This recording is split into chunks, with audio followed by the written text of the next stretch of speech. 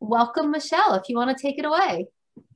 Hello, everybody. I'm going to go ahead and share my screen, and I have two presentations, and I thought about combining them into two, but I think it made sense just to do it the way I had it. So this one is about vegetable gardening basics. Can everybody see that? Yes, we see it. Okay, perfect. I'm just going to move my little picture of myself out of the way because that always freaks me out to watch myself while I'm speaking. So there are a lot of reasons why you might want to get started in vegetable gardening. When I was a little girl, my dad had a vegetable plot and he said, you can pick any package of seeds and I'll give you some space in the garden. And I picked a package of zinnia flower seeds. You can't, I mean, I think maybe you can eat zinnias. You can eat a lot of different flowers, nasturtiums and violets. And I just thought that was the most magical thing, that these little tiny seeds grew into this flower and that you could have a beautiful bouquet. So I always say, ask yourself the question, is gardening for you? Do you like to spend time outdoors? If you hate insects and you're always swatting them away, maybe you don't even like to be outside. Maybe you have terrible allergies. Do you have a few hours per week available? You don't mind getting your hands and your clothes dirty. You like to get exercise. I always say, like, this is my gym this time of year, just going outside and puttering around in my garden. Do you like to eat produce, especially fresh produce? Are you curious to learn new things? And are you willing to learn from your failures? Because I will tell you, even as a master gardener, I have many failures every year. And it's not always the same plant. It's always a surprise every year. When you want to start a garden, if you don't already have one, you have to choose a location that has full sun. And sometimes when more experienced gardeners say things like that, part sun, part shade, full sun, you don't really know what that means. But the definition is really that you need at least 6 hours of sun per day. So 6 to 8 is a good range. If you don't, and maybe you have like a patio that's sunny part of the day and then your driveway's part sunny part of the day, you could plan to do containers and move them around. And then that's definitely like going to the gym every day when you're following the sun. And there are a few crops that they could probably survive adequately with 5 to 6 hours, things like lettuce and spinach. But if you really don't have full sun, you might look into whether there's a community garden near you where you could rent a bed. Garden with a friend who has full sun and needs help. Everybody needs help pulling weeds by the end of July.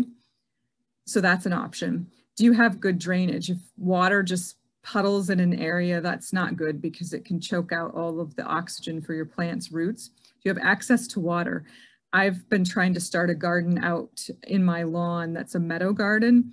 And if you don't have water, like your hose doesn't reach far enough, you have to carry watering cans. And again, it's like going to the gym, but it can get really tiring if that's not something you want to do. And do you have protection from critters? This is a picture of my vegetable garden, and we finally broke down and had a professional put a fence around it because we were having so many issues with animals. And so far, so good. We do get the odd little field mouse in there. Last year I saw a bunny sneak under the gate. But definitely if you put all this hard work in, you don't want a chipmunk or a groundhog or a deer to come and eat everything. And I think I started to mention container gardening, and it is a good alternative for new gardeners. Start small, don't overwhelm yourself. It's a controlled environment. You can control the soil. It's easier to tell if you've watered enough. There's a lot of good reasons why container gardening is great. The only issue is you don't have a lot of space. So there could be a limited choice of vegetables. It's really great for lettuces, basil, other herbs.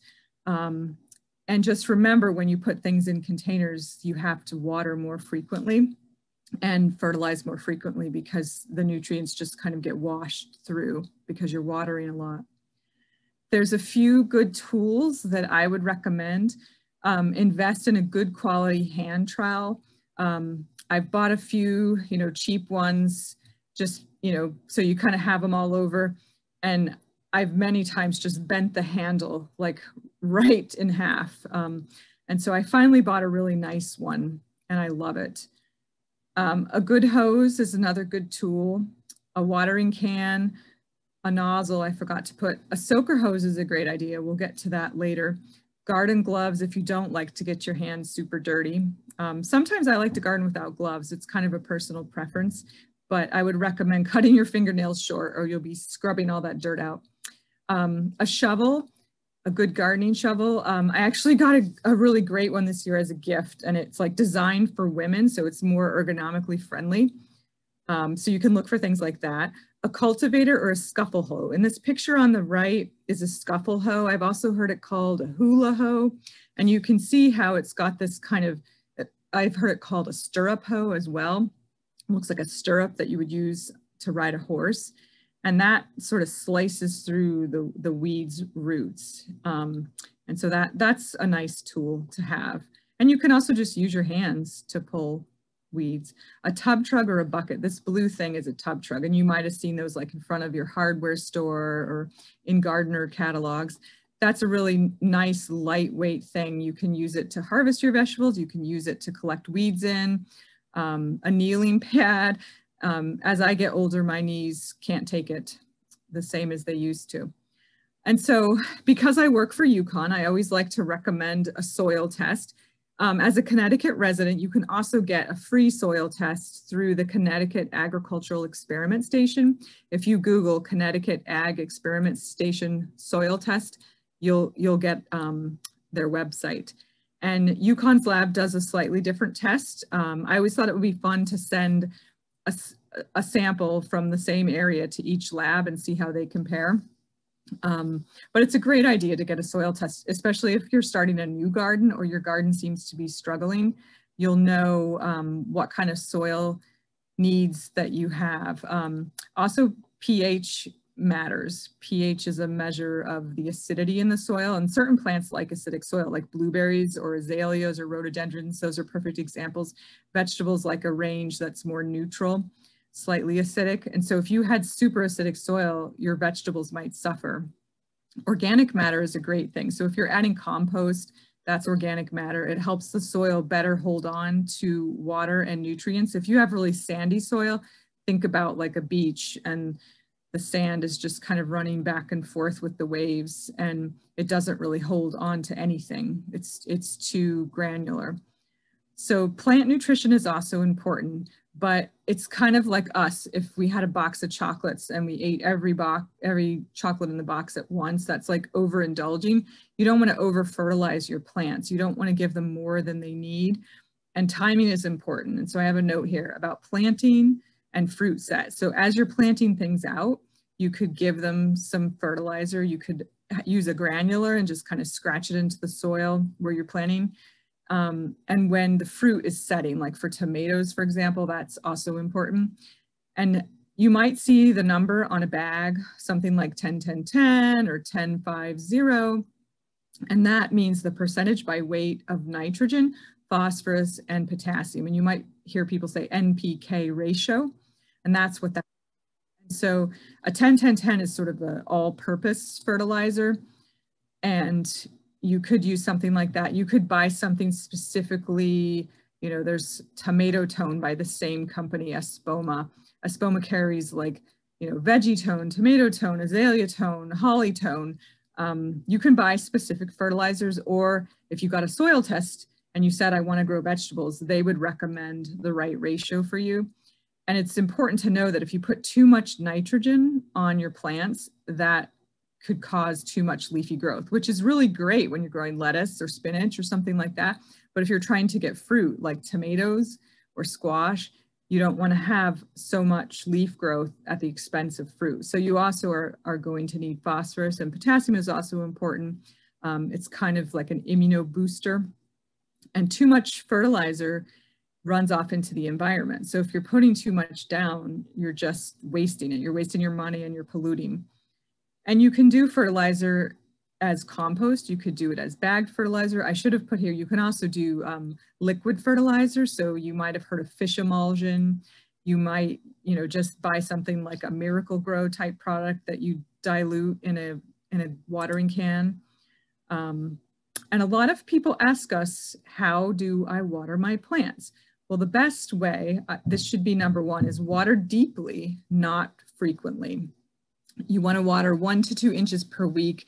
It's kind of more of an art than a science, because you kind of have to know your plants and know what you're growing. And some things don't like to have wet feet. And the more you grow, the more you'll sort of learn that.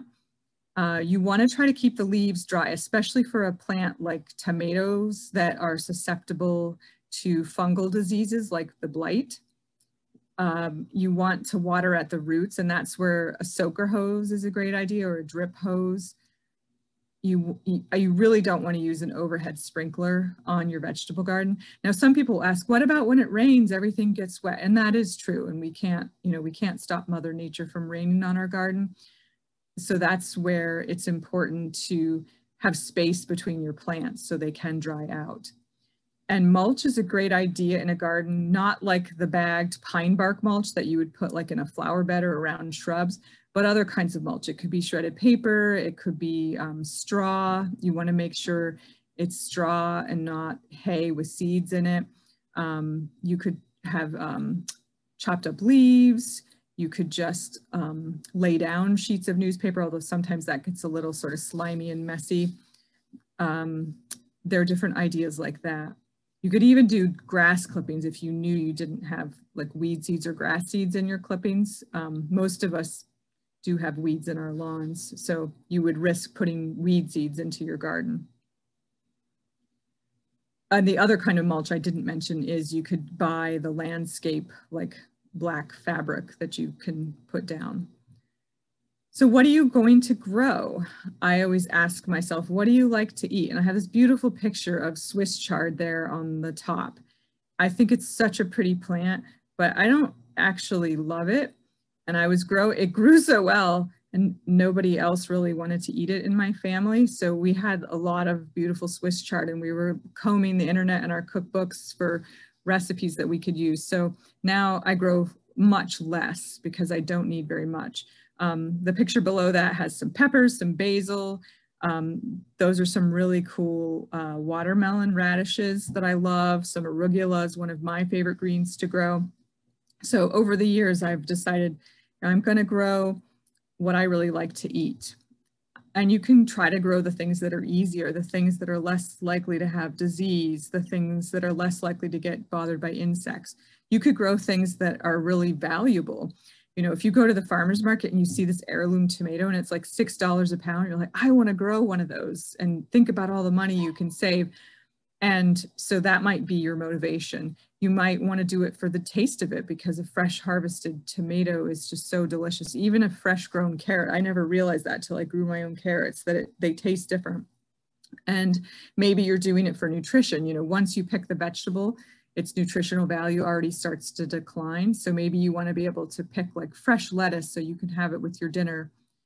Maybe you want a variety that you can't find at the grocery store or the farmer's market. And maybe you just want the convenience of being able to step out your door and harvest some stuff for dinner. And I am going to do another PowerPoint is about seed starting, because you do have a brand new seed library at your library. So plants versus seeds. So many vegetables can be direct sown. Lettuce, radish, beans, carrots, beets, squash. Those are all easy to just sow directly in the ground.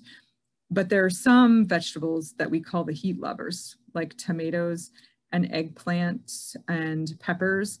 Those are all in the same family called the nightshade family, and they need a head start. And so you really need to either buy plants that have been grown ahead of time in a greenhouse or start them yourself. And I'll talk about that in my other PowerPoint. What not to grow is what I'm really successful at growing these as well. Weeds. So weeds compete for nutrients and water that your plants need.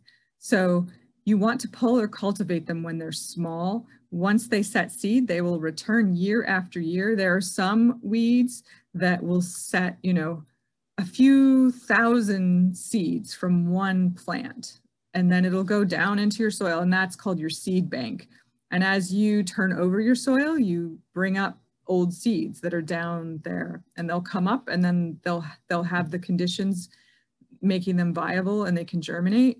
and you'll just keep getting them. And you will see sometimes like different weeds each year, and that's because that seed bank is there. So mulch using straw, chopped leaves, grass clippings, shredded paper, I talked about that. And that's also, it holds in moisture, but it also can help keep weeds from getting the sunlight that they would also need to grow. It's a good idea to learn some basics about insects. A lot of people don't like insects. They're afraid of insects. They think all bugs are bad. There are beneficial insects, and most insects really don't bother people, but it seems like they do. Yesterday, I got bit up outside of my office with the no-see-ums, and I have all these like red welts today. They are not my friend. Ticks are not my friend. Mosquitoes are not my friend, but there are actually good beneficial. If you look here on the right at this really gross looking picture of a caterpillar with white spots on it, that's either a tomato hornworm or a tobacco hornworm that's been parasitized by a little wasp that's laid its eggs there. So when the eggs hatch, those little critters eat the caterpillar as food so that they can grow up. And so if you see a caterpillar like that on your tomato, then you know that that caterpillar is not going to survive. It's just been paralyzed so that when those wasps hatch, they can have a fresh meal, but then it will die. So, you know, it looks gross, but it's actually really helpful. Everybody probably knows ladybugs are helpful. There are ground beetles that are helpful. They're pretty little lacewings. This is a picture of a lacewing. They're helpful. The parasitic wasps are so probably unnoticeable. You'd never see them. You would just see the eggs. And insecticides, if you choose to use them, they kill both the good bugs and the bad bugs. So you have to be careful about that. And the plants can also signal for beneficial insects to arrive. And that's like a whole field of study that I don't know a lot about, but I think that's really fascinating. And that's made me appreciate insects even more. And here are a few common garden pests that you might see. Japanese beetles on the left, and they will eat, you know, just about anything. They're not picky. You can see them on your beans. You can see them on rose leaves, grape leaves, all sorts of things. But a lot of other critters are specific to a certain vegetable family. So there's something called a striped cucumber beetle in the middle picture. There's a Colorado potato beetle. There's a whole bunch of things that go on squash. I have a lot of issues with the squash bugs. And tomato hornworm was the one we saw in the previous slide. So if you learn just a few of them and you scout for them, you can remove them by hand. Just have like a little plastic container of soapy water, plop them in there. I have chickens, so I collect the Japanese beetles and my chickens just love them. They're like treats. I wanted to touch briefly on plant diseases. Plant diseases interfere with the plant's functions. So they can be fungal, they can be viral, they can be bacterial. Having just lived through the pandemic, we've probably gotten a little bit more savvy about the idea of sanitation with our hands and our bodies. So that is a good thing to have in the garden as well. If you had diseased plants, you would want to disinfect your tools. If you were taking out like a diseased tomato plant, you would want to put that in the trash. You wouldn't want to put diseased plants in a compost pile or just leave it laying around the garden because that disease can spread. Something like powdery mildew is hard to prevent because it's airborne, but that's good to know that if your plants are too close together, it spreads from plant to plant. And so there are some ways you can try to prevent the further spread. And there are bacterial diseases as well. And those are a little bit harder for the lay person to identify, but you can always call on your master gardener office. If you want to send in a photo of something, we can look at it and we can try to identify what it is and tell you, you know, whether the plant is a goner or whether you can try to save it, whether there's something you can do. Bacterial wilt is one of those. And some of these bacterial diseases are spread by insects, because insects might feed on a plant and then there's an opening where the disease can enter. In the same way, if we have a cut, disease can enter through that cut.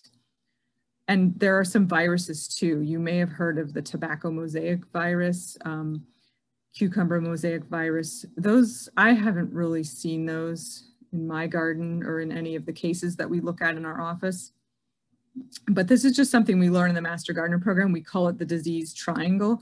And you have to understand that first you have to have a susceptible host. So if your plant is like really healthy, that you've properly fertilized it, you're properly watering it, you've properly spaced it, then maybe you won't have a conducive environment either because you don't have like damp leaves. And then the pathogen also has to be present. In the same way, you can't get Lyme disease unless you get bit by the tick. Your plant can't be diseased unless that pathogen is present. So you can also try to do things like buy a disease resistant plant, and then your plant is not a susceptible host because it's disease resistant. And there are other things you can do. In addition to choosing the resistant varieties, you can keep your foliage dry. Sanitation, I mentioned, don't leave diseased material in your garden. Disinfect your tools if you think something's diseased. Even like people who deal with tobacco mosaic virus, apparently, if someone's a smoker and somehow the tobacco that was in their cigarette was infected with the virus, they could spread it into a greenhouse just from their fingers. That's scary, but fascinating. Floating row covers, this picture here, that is a way to deal with that dreaded squash vine borer and a lot of other insects, the cabbage moth, a lot of different pests. And if you have questions or things that you don't think you can deal with, you can always ask your master gardener. It's a free service. There's a county office in all 8 Connecticut counties. I represent the Litchfield Master Gardeners, and this is our brand new email that you can email us, litchfieldmastergardeners@uconn.edu.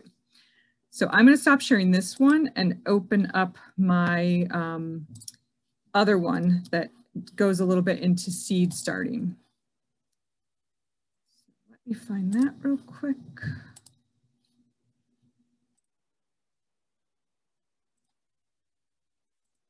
Does anybody have any questions before I launch into this one?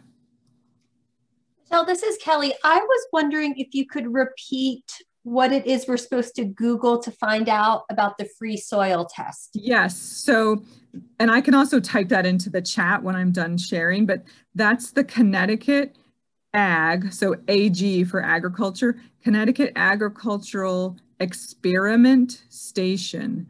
Okay. And, Connecticut's a bit of an odd state, and I didn't grow up in Connecticut. I'm actually from Montana. And here, the Ag Experiment Station actually predated UConn, is what we would call a land grant university. And in most states, like you have 2 state universities. You have like the land grant and then the other one, like in Montana, you have University of Montana and Montana State University. And Montana State is the land grant one. And so I think Yale was actually where sort of the ag programs were before there was UConn. And then there was the Connecticut Ag Experiment Station, was where they did things like soil tests and research for how to grow better crops. And then UConn started later. And so that's how we ended up with like 2 soil labs and a little bit of overlap. But that is they have a lot of great information on their website. So I would definitely recommend that. Yeah, thank you. And a few people did come in late. So as Michelle was saying, any Connecticut resident can get their soil tested for free. And she'll put the link in the chat when she's done sharing this. So thank you, Michelle. Absolutely.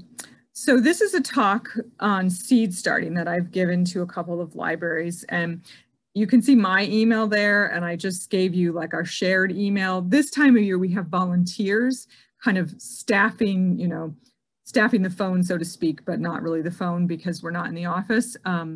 But we have people checking the email, and then this is my email, and I work part-time. I work 16 hours a week. I do try to check my email, not every single day, but at least every other day. So you can also email me, or you can email the shared email. So that's michelle.winkler@uconn.edu, and I'll put that in the chat, and I'll put the shared email in the chat too, along with the soil test information. So this is a little bit of overlap from the last one, so I'm just going to skip through some of this, but we talked about what you should grow. So what is a seed? And this is just a little bit of the biology behind a seed. And I like to say that every seed is potential. And that's kind of like, you think of Jack and the magic beanstalk.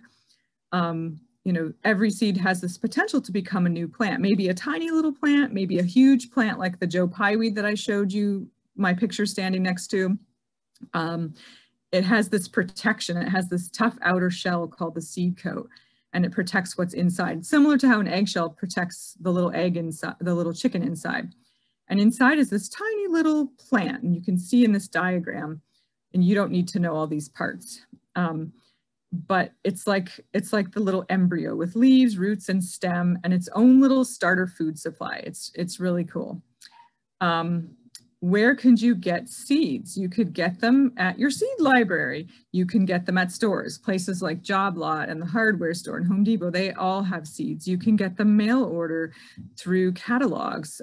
Here's a picture of some that had come to my house one year, and they're just like the most beautiful little things to look through. The Baker Creek one is especially artful.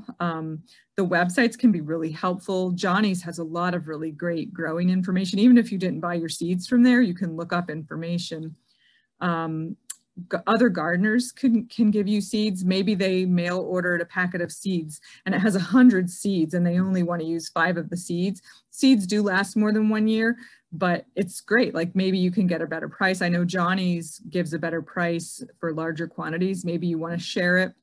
Maybe you have a community garden or just a neighborhood or family members that want to share, and you can save seeds. That's kind of an advanced topic. That's something that's a little bit harder to do.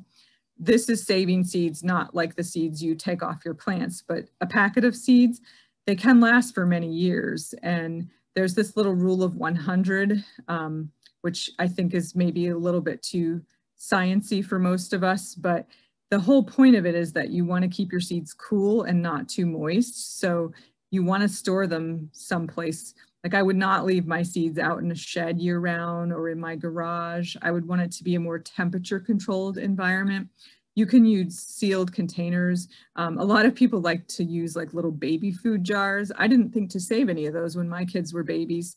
You can buy like little spice jars, little jars like at Michael's that look like they're for little beads or things like that. Those are nice little jars. You can use plastic as well. You can use Ziplocs.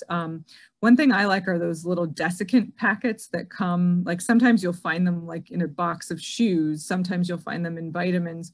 They're those little sort of packets that it feels like sand inside, but they do absorb moisture. And so that can be a good way to make your seeds last longer.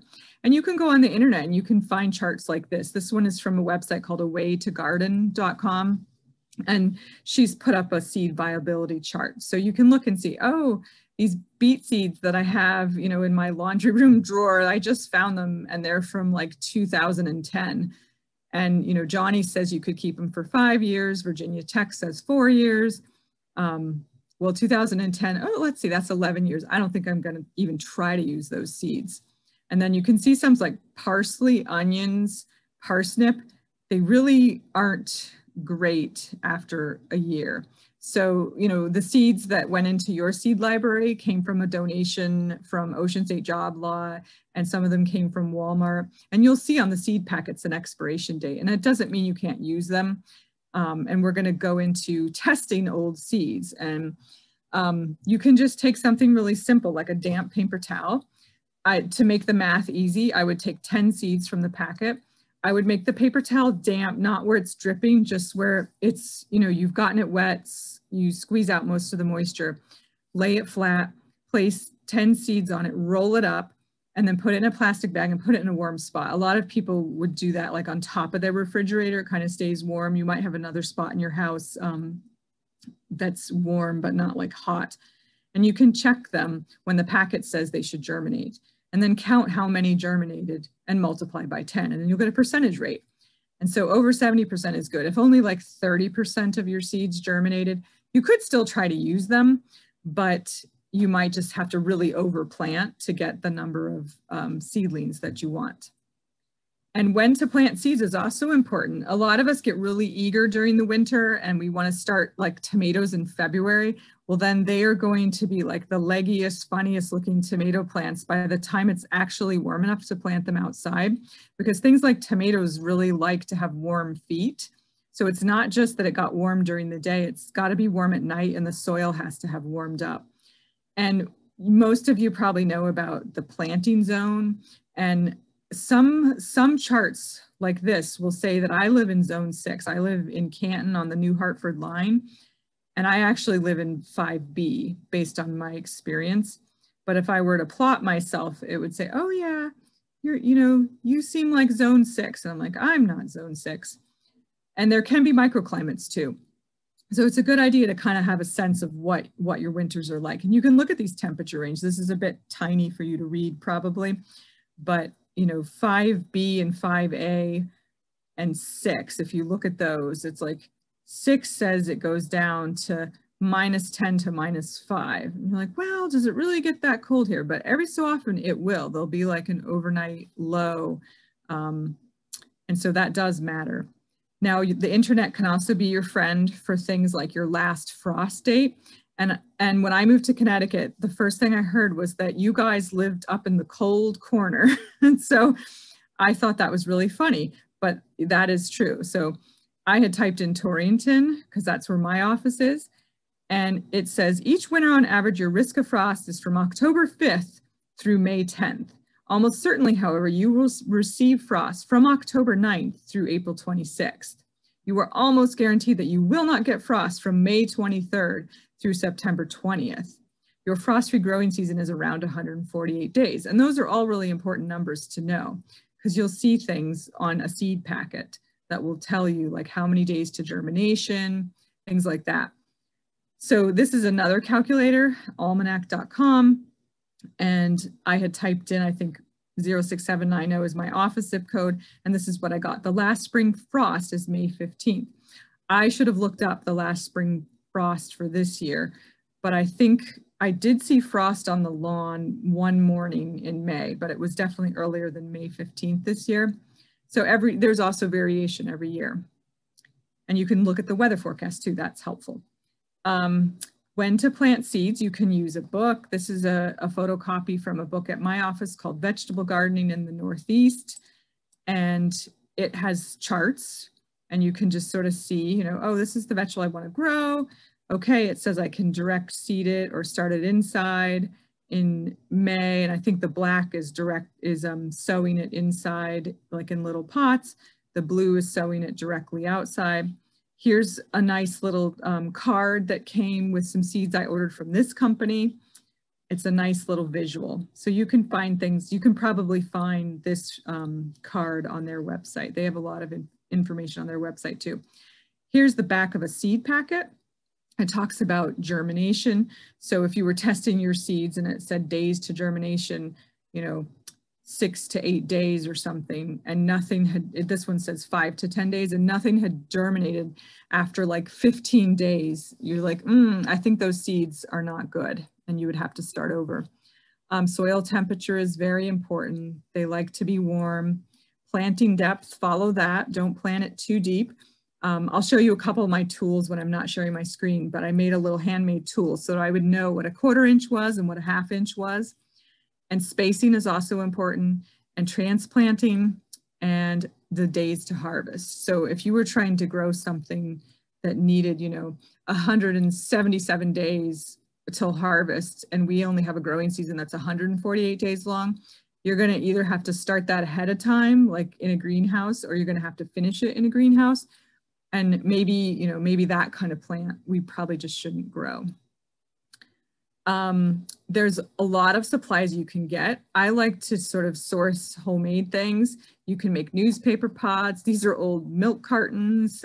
You can use, all the vegetables seem to come in plastic containers. Just make sure that things have drainage holes so that your plants aren't sitting in water. And the depth is important. If it doesn't have enough room for its roots to grow, they're going to be stressed before you even get them in the ground.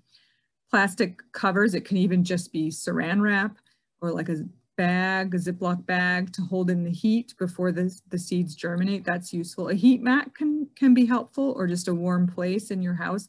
Most seeds don't need light to germinate. You could get fluorescent grow lights. We'll talk about that a little bit. And labeling. I'm notoriously bad at labeling things and keeping records, but it's a good idea to know what you planted. And one tip I'll give you is if you're buying a seed starting mix, which is the best way if you're going to start seeds inside, is to get a seed starting mix, because it's been sterilized. It doesn't have disease in it, and it's like a finer texture. You should never go dig up soil like outside to start seeds. And even like if you bought like a bag of topsoil, that wouldn't be good because it's not fine enough for the seeds, and it's not been heat treated either. You want to get the soil moist first. And so that picture that I showed in my other PowerPoint with the tub trug or a bucket or just a big Rubbermaid bin, that's a great thing to just pour as much soil as you think you might need and really get that moistened to where you lift it with your hand. You take a little handful and it feels moist, but not like muddy, and it's not dry. And that's great, because if you put the dry seed starting mix in your little pot and then you water it, it doesn't absorb the water. It kind of runs off. So you want to make sure your soil is damp first. Check the seed packet for the information. I always plant more than one, just in case not everything germinates. But remember that don't plant so many because you are going to have to thin. So you kind of have to get the sweet spot. Cover them to the correct depth. Cover with plastic bags or plastic wrap or a tray cover. Maybe you bought one of those little kits from the store. Place it in a warm spot, meaning 65 to 75 degrees.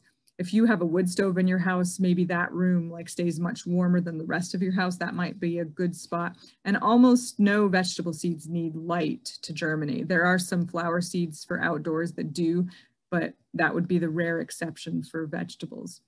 Check soil moisture daily, because that's death to your seeds if they don't have moisture, and to your seedlings. Remove the cover as soon as you see sprouts, because you don't want to hold in that moisture, because you don't want them to get a fungal disease, which we call damping off. You want to provide 12 to 18 hours of light per day, not 24.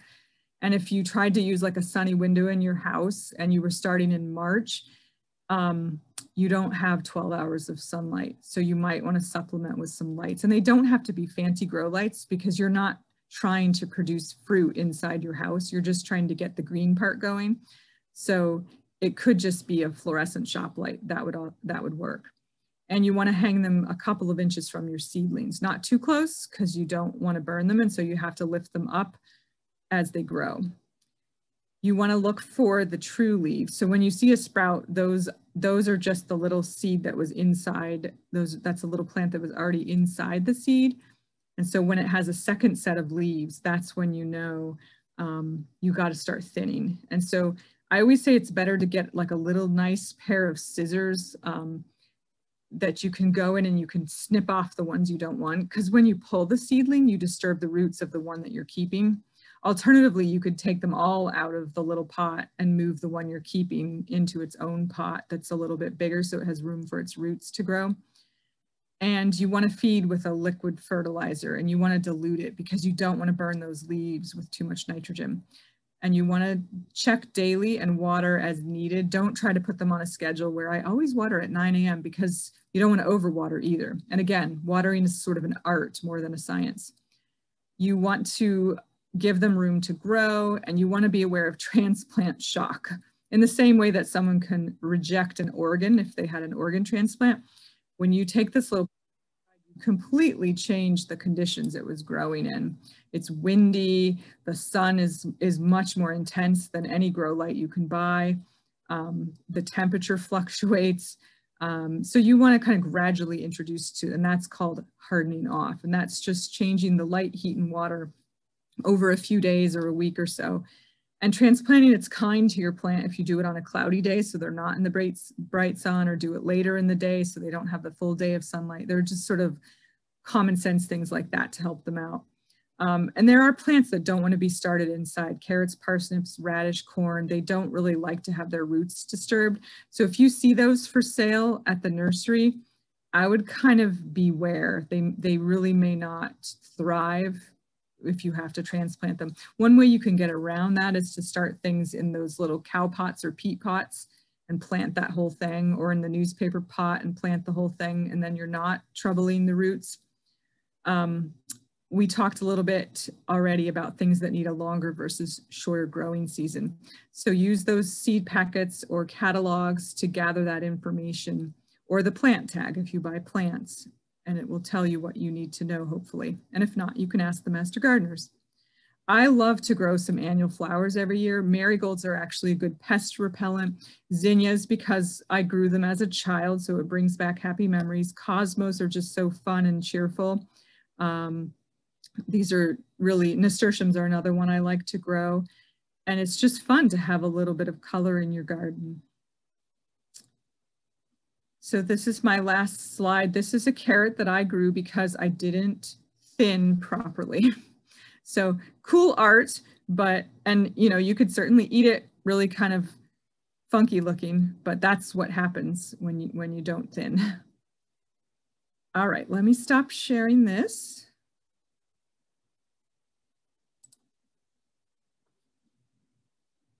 And make this a big screen. And then I'm going to see if I can quickly look up the website for the Ag Experiment Station, and I'll just paste that. That would be wonderful. Thank you. And so I would encourage people, if you have questions, you can write it in, type it in the chat, or if you would like to unmute yourselves, now would be the time to get your Gardening 101 questions answered by a master gardener. And I love that you have that email address where people can just reach out to you at any time. Yeah, yeah. And I will just warn you that sometimes we're a little bit slow because the interns, the master gardener interns that we have each year, they have to do 30 hours of community outreach in like a gardening type project. And then also 30 hours of what we call office hours. And that is answering questions from the public. And you know, especially at the beginning of the season, they're just learning how to do that. They're learning how to look things up because we don't just memorize everything. That's too much information. So it takes time to kind of make sure that we'd rather give someone an accurate answer than a quick answer. So just be patient with us because we have occasionally gotten complaints like, I emailed those master gardeners and but we try, or if it's going to take us time, we try to write back to you and say, we're working on this. Well, wonderful. Thank you. Okay, who has questions for Michelle? Now would be the time. I'm typing the email. Well, I have a question while people are unmuting and thinking ahead. So I don't know how to phrase this the right way, but so I wouldn't mind necessarily if deer and, you know, raccoons, like if animals came and nibbled on my garden. Is that silly of me? Am I encouraging bad relationships with wildlife? Because I also understand, like you say, you know, a fed bear is a dead bear, and I don't want to encourage that sort of thing. Yeah, I would say you're giving them an invitation and they can pass the invitation along to all of their friends. And I'm not a wildlife expert, but I work with other extension people that definitely know more than I do. So I've heard things, but you know, deer often, they become creatures of habit. And so if they find a path through your property and they find things that are delicious, they'll keep coming back and their progeny will come back the next year. And so unless you plant enough where you're sure that, you know, there's something left for you, then, you know, you want to be careful. Like I don't really net my blueberries because I'm okay with the birds eating them. I will go out in the morning and pick whatever I think is ripe. And then they want the ripe ones. And so they'll sort of come and be like, oh, the rest of them aren't ripe. And so you can do things to sort of trick them. But I definitely wouldn't encourage them to come. Okay, fair enough. I mean, you could have another part of your yard that is animal friendly, where you plant things, you know, specifically for them. Probably not like cultivated vegetables though. Someone is telling me that the deer and the fox and the animals are relentless. Yeah. I expect so. I mean, this is all just hypothetical at this point. Right, right. And you know, if you have deer pressure or other animal pressure and you don't, you know, I happen to have like this sunny spot in the middle of my backyard, and I was willing to have like this vegetable garden get plopped down in the middle of my backyard. Like some people aesthetically might not appreciate that. They'd rather have a swimming pool or a tennis court or something. That worked for us to use that sunny spot. And I tried just having like deer netting around it with metal poles for a few years, and inevitably like a bird would get stuck in the netting and I'd feel terrible, or the lawnmower would catch the edge of the netting and rip off half of it. So I finally did want to invest in the fence. But if you don't want to do that, you could put in like a little raised bed, you know, in just one area. And I think you could easily just put some deer netting around that. And deer generally, they like to see where they're going to land. So my fence is only 4 feet high, but they don't like when they look at the fence. I've got blackberry bushes on one side, blueberry bushes on one side inside the fence, and raspberry on the other. And they don't like to look there because they can't see where they're going to land. So I've never had a deer come in yet, or a bear. My neighbor had a bear come in and eat the berries. So you can try to outsmart them. If I started to get some, I would probably put posts on every corner of my fence and stretch a wire like another couple of feet up and see if that would stop them. You can do repellent, but I think most people who have the problem, they know you have to keep switching it up. Okay. All right. Does anyone, I have another question, but I don't want to hog Michelle's expertise. So does anyone have a question? Ian, I see you've unmuted. So did you have a question? Yeah, I do. Thank you. And thanks for the presentation. I've got a couple of questions. I'll maybe just throw a few out, and then I also don't want to hog it, but I do have a couple of questions. So one question is, I guess it's a question about like the timing of planting, and it leads into a second question about kind of modifications, and not, you know, I'm just almost imagining this as like a cookbook recipe and not following the recipe to the, you know, to the exact letter. And so, you know, some seeds or even just plants, if you bought it pre-started, still they, you know, they have a window that seems kind of, you know, some windows seem smaller, some windows seem narrower.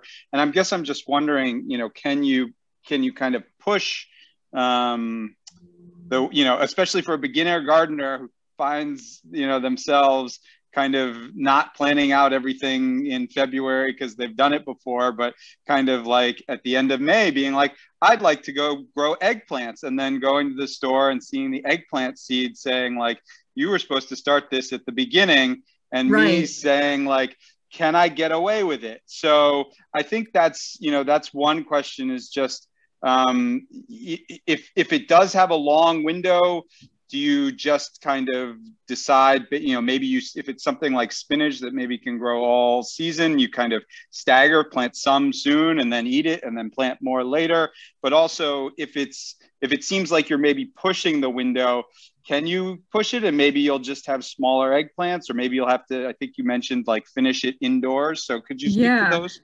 Yeah, absolutely. So, and I think, you know, it's you can do a lot of experimenting in your garden. And I was saying before we got started that I'm not a good record keeper because I want my garden to just sort of be this place of relaxation, and it feels too much like my job if I have to keep all these notes. But if you do keep notes, you'll know. And even if you just use your smartphone to take pictures of things, then you'll have a date stamp. So you could take a picture of like the seed envelope when you started it, and you can kind of figure out what happens. But I would say for the heat loving plants, the eggplant, the tomato, the pepper, it's too late to start seeds for this year to go out into the garden. So you would want to buy plants for those. And that's a good thing for beginners, because seed starting can be tricky inside. It's hard to provide them with the right conditions. I will say that I got behind this year and I had all these tomato seeds that I did want to try because they're varieties that are hard to find. And I started them probably 2 weeks later than I should have. They look really good, and you can do a comparison. You can plant one of your, you know, maybe mine are like 5 inches tall, and my master gardener volunteer who started them much, much earlier, hers are probably like, you know, 8-9 inches tall, and they really desperately want to go into the ground. Mine might catch up with hers if they have, you know, the right conditions and it stays warm at night and they don't get, you know, shocked too badly. They might actually catch up. But what happens, like if you were to put a tomato plant in the ground, like say July, your tomatoes would be ripening and then the frost will come. And you could harvest just green tomatoes. So there's definitely some flexibility. You can definitely go a few weeks here or there, but not completely. And you did say something like spinach to succession sow, and that's a great thing to do. There are some lettuces and spinaches, they don't like hot weather. So that's the kind of thing where you can sow them every week or two until it gets too hot. So we're going to start getting into June pretty soon. I wouldn't really sow that stuff much past the middle of June. And you can look at one of those charts either in a book or online and see, and then you're going to have to take a pause, and then you're not going to want to sow that stuff again until probably mid-August. And then the nights are going to start getting a little bit cooler, hopefully. And your lettuce won't do what we call bolting, which is going to seed, because that's like what a plant wants to do. It wants to go to seed, and certain plants, we don't want them to do that because we want to eat them. We want them to keep growing. Got it. I have some others, but I give people a minute to see if somebody else wants to ask a question. Does anyone else have a question out there?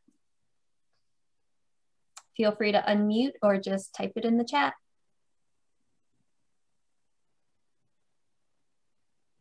Ian, no one else is unmuting, so I'm going to say have at it. Okay, thanks. Two questions about the kind of associated questions about container planting. One is just about watering. I think you kind of alluded to that, but if you could just say another word and specifically for kind of watering containers, you know, with drainage, but just, you know, I think it's easy to get into the habit, especially with something that's, you know, on a deck that's, you know, near, you know, you just to kind of water every day. And I think I want to maybe not overdo it as well as not underdo it. And then the second thing about containers was just in terms of planting them, spacing. And, you know, I don't know, I got it in my head that I kind of like, you know, watermelons, but can a watermelon ever fit in a container? So I looked for kind of small watermelons, and they do exist, but, you know, I guess I just like, do you, again, kind of, sometimes they give you you know, you need this much space, but maybe you kind of take a little liberty with that, and maybe it ends up crowded, but still kind of working. Yeah, absolutely. And you could let your watermelon, or a pumpkin is another example, you could let it spill out of the container. You could let the vines grow out. And a really good tip is to trellis it. So it doesn't even have to be like a fancy, expensive trellis. You could just get some bamboo, you know, bamboo poles that you can get, and you could make kind of a teepee out of it, you know, where you at the top maybe use zip tie or use some twine at the top, and you put the ends in, and it's going up like tent poles, and then your vining crop could go up that, and so that gives you more space in a pretty small footprint. But you would definitely want, like you said, the varieties that are more kind of the small varieties, because the weight, you know, you would pull your whole trellis down, you'd probably tip over your whole pot. You want to have smaller ones, like the personal size watermelon, or the little kind of, you know, the Jack Be Nimble little decorative pumpkins, or the sugar pumpkins maybe. The other thing I've seen people do with container creativity is they might just like buy a bag of garden soil and slit like an X across a flat side of it and plant pumpkin seeds in it, and then let them just grow out of that bag as kind of an inexpensive grow bag. If you have an area, you know, where the vines can sort of trail along, you know, the edge of your driveway or someplace like that, where they're not going to get run over by the lawnmower or stepped on by people, You could do things like that.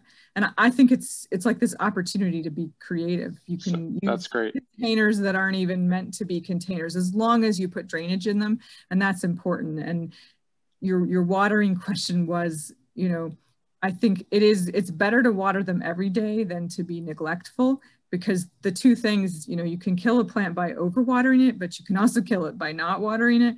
So you kind of have to find that happy medium. And it you know, there's not a perfect number because your container is different than someone else's container. But if you're watering it and, you know, the water is like pooling on the surface and your plants start to look yellow, even though you've been watering it every day, that might be a sign that you're overwatering it.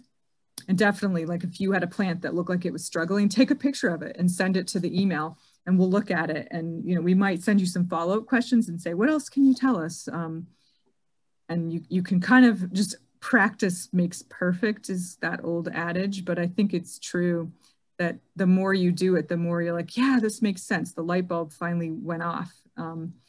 And you're not going to get it perfect every time because you don't have like a controlled greenhouse environment. And maybe you'll get so excited about it that you'll get one of those, you know, little plastic row cover things, and you'll start a cold frame and you'll be growing lettuce in February and everybody will be jealous, but you don't have to.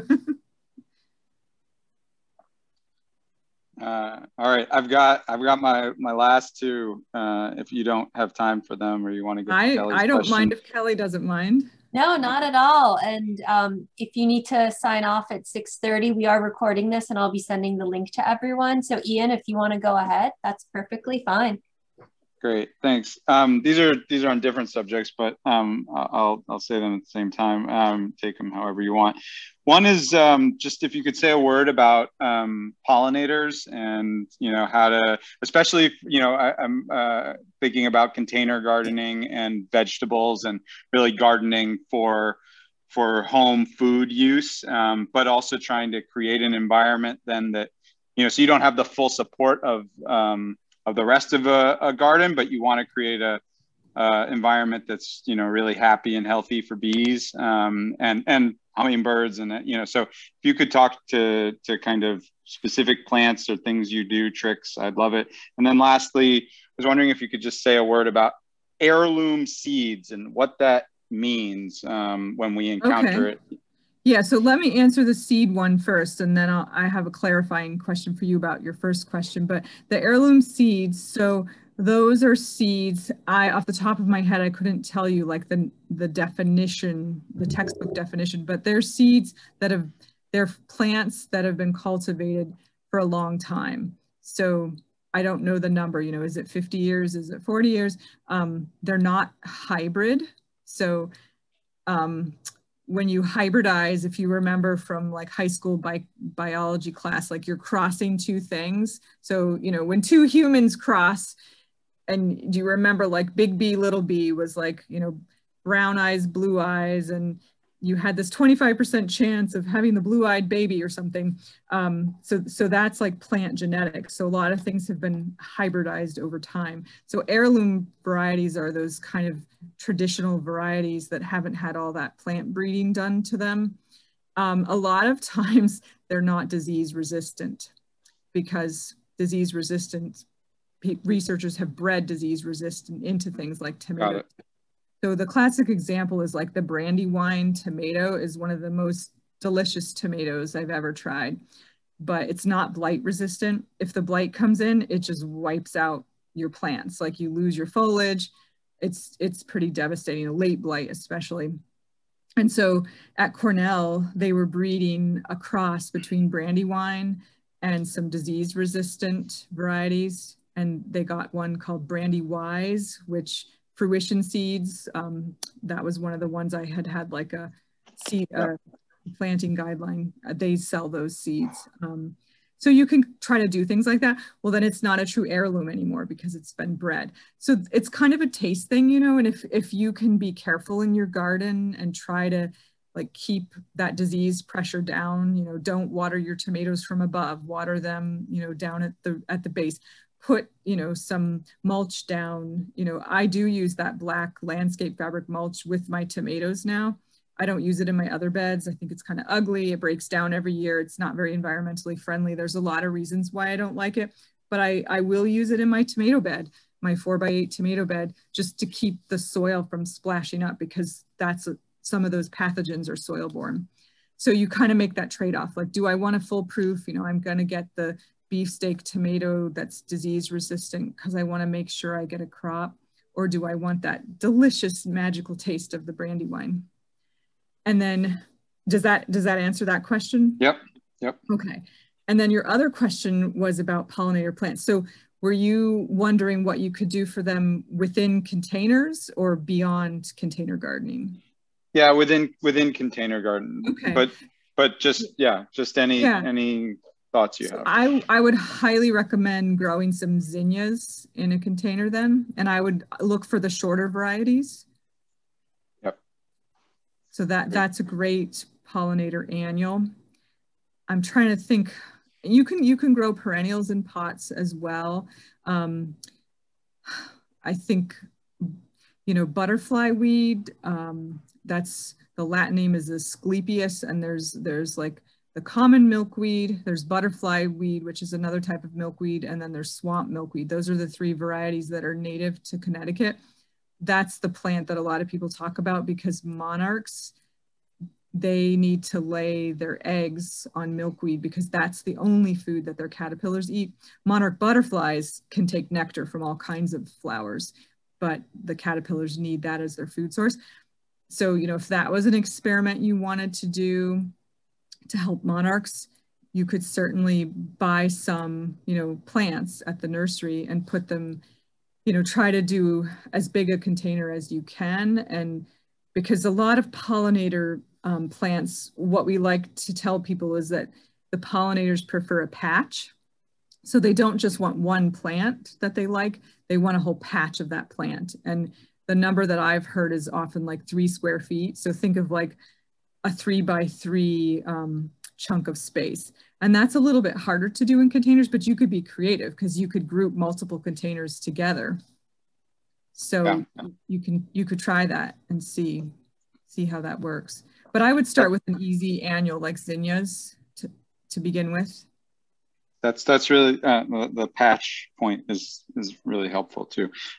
This was really informative and fun. So thank you very much. Yeah, this is my favorite part of the job is the community outreach. And I'm going to type one last thing in the chat. We are our offices are not open to the public yet, or even to my volunteers, but we're holding some outdoor Ask the Master Gardener sessions in front of the Torrington Extension Center, which is on University Drive in Torrington. And that's where the old Yukon campus was. We're still there. The Extension Center is still there. And that's every Wednesday afternoon from noon to 4. If anybody wanted to just, show up and ask us questions, or, bring a plant that they thought looked sick or an insect that they wanted us to identify, we are there. And we're answering your questions that you send us by email while we're there. So just to know that service is available.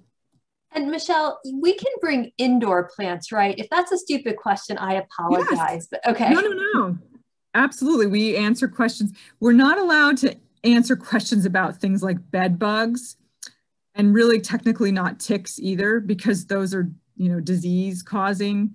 And I'm not allowed to identify mushrooms, but almost everything else, plant related, indoor or out, insect related, we'll attempt to get you a good answer. That's wonderful, because my husband belongs to a Facebook group called Houseplant Hoarders. And so it's a wonderful Facebook group. And I just, skirt around the edges of it, but I know he has some questions that he'll be happy to email. Yeah. And definitely, like, some of us know more about houseplants than others. Like, I'm pretty good at killing houseplants, but I have a couple of master gardeners that if I get those questions, I route them to them and I say, could you research this question? And, a skill that we learn in the Master Gardener program, which, is for anybody who wants to continue their education in gardening. But we learn that there isn't always one right answer, and that you can go to reputable sources. So I try, when I Google, to type in not just like tomato, diseases. I would type tomato diseases site:/.edu, and I would get a university website where people are actually doing research into how to deal with some of these issues. Sometimes it's like way over my head. I'm not a scientist. I'm like a gardener, a passionate gardener. So we do have to kind of learn to pick and choose, but those Facebook groups are great. And there's like a Connecticut Gardener Facebook group. We have a Yukon Extension Master Gardener Facebook group. And, you can pose a question there too, if that's an easier way for you to get in touch with us. We monitor that as well. I don't usually mention it because in our group, we tend to have people that are on the older age scale. And a lot of them are like, oh, Facebook, we don't do Facebook, but a lot of people do. And it can be helpful. All right, well, thank you. And you said you're going to put something in the chat. So I also just want to say that we have plenty of zinnia seeds in our seed catalog. So you don't have to have the Norfolk Library as your home library. Just any Connecticut library card will do. And so come on in and pick up some zinnia seeds, or any of our seeds, really. We would love to get those out there in the community. Yeah, and it's some of them will be good next year, but it's good to get them used because we'll be able, I'm pretty sure that we're going to get the donation again next year from Ocean State Chop Lot. So we're happy to refill your catalog next year. Wonderful. I'm going to make a note about that. Well, thank you, everyone. I typed our address. Great. I'm going to save the chat again. Okay. Yeah, it's hard to talk and type at the same time. It's, like the chewing gum and walking. All right, well, Michelle, we've really appreciated your expertise and time tonight. And thank you everyone for joining us and asking your questions. And I do just want to give a shout out. Our next library program is on Tuesday night at 7. We're doing a discussion of the documentary, The Wild Parrots of Telegraph Hill, which you can view for free through the library's website on Canopy. And as a special treat, we're going to have the director zooming in from California, so you can do Q&A. And if you have any questions, you can just email me. I'm going to type my email in the chat, and then we will sign off for the evening. So thank you again, Michelle. Thank you so much for having me. It was a lot of fun. All right. Bye, everyone. Have a good night. Good night, everyone.